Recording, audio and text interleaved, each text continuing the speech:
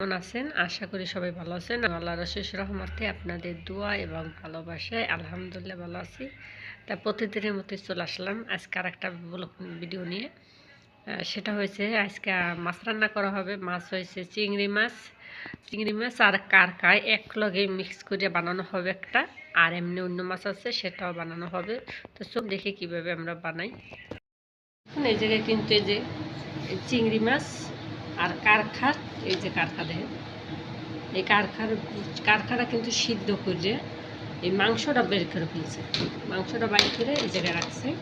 আর চিংড়ি মাছ কাটতে লইছে কুচি কুচি করে।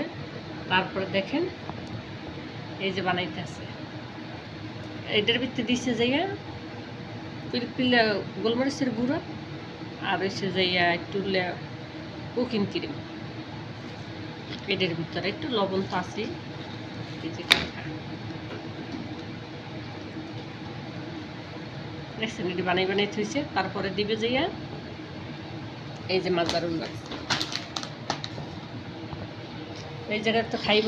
এই যে সালাদ রেডি, দেখছেন আনা রেডি, কস করে খেয়ে ফেলবে। এই জায়গায় আছে মাছটি শুধু ফ্রাই করবে। আর এই জায়গা আছে এই যে চিংড়ি মাছ। আর এই জায়গায় আছে কার পাও দিয়ে সরবার আনছে। এই জায়গায় আবার আমি যে প্লেট রেডি করছি 2 ভাগ পোতের। যে উপরে দেওয়া হইতেছে মাছদারুন চিজ, যেমন পিৎজায় দেয়, পিৎজা বানাই খেলাইব কারে মেশিনে দিতেছে হাওয়ায়। তারপরে চালু করবে, চালু করতে যে দেখেন শোরবা, এই যে শোরবা, এই যে কার কিন্তু সব ঠ্যাং, দেখছেন কার ঠ্যাং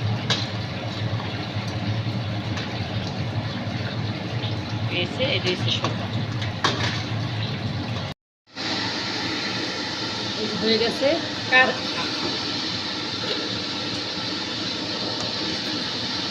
বড়।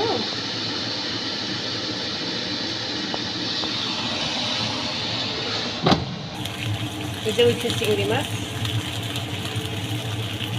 আর এই যে হচ্ছে বড় মাছ। সব মাছই কিন্তু একদিনে খাবে, দেখছেন।